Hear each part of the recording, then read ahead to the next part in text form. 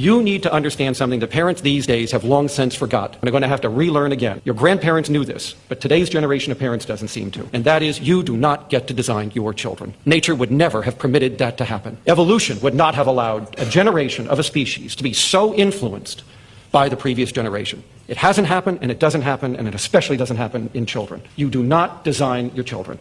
And yet we have the Mozart effect, the belief that if I play classical music to my uterus when I'm pregnant, I'm going to have a genius. The fact that if I can just put enough crib toys over his crib, he is going to have all these neurons exploding with synapses and be a brilliant mathematician. You don't get that degree of power. Does that mean stimulation doesn't matter? No. It means a stimulation environment is better than a deprived environment. But it doesn't mean that the more stimulation you add into the environment, the better it gets. It's a threshold. There is enough stimulation that every normal brain needs to develop. And once you're past that, which 98% of you are, the rest of it is out of your hands. So, what we have learned in the last 20 years of research in neuroimaging, behavior genetics, developmental psychology, neuropsychology can be boiled down to this phrase.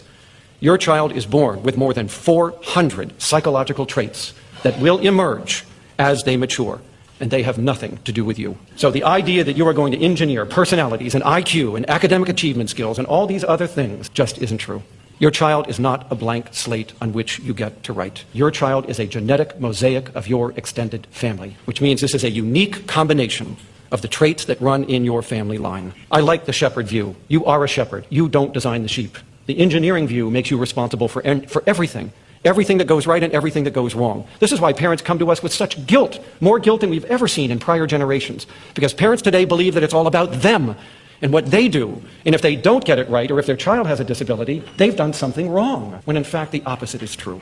This has nothing to do with your particular brand of parenting. So I would rather that you stop thinking yourself as an engineer and step back and say, I am a shepherd to a unique individual. Shepherds are powerful people. They pick the pastures in which the sheep will graze and develop and grow. They determine whether they're appropriately nourished. They determine whether they're protected from harm. The environment is important, but it doesn't design the sheep. No shepherd is going to turn a sheep into a dog.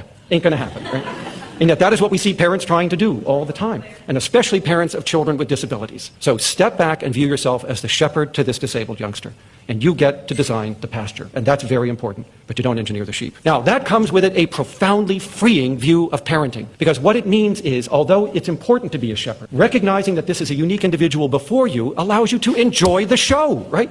So open a bottle of Chardonnay, kick off your slippers, sit back and watch what takes place, because you don't get to determine this, right? So enjoy it. It doesn't last all that long anyway. They're gone before you know it, right? But if you think that what you did in your house is going to shape the life course of this individual, you are sadly mistaken, right? This is a unique individual. Let them grow, let them prosper. Please design appropriate environments around them, but you don't get to design them.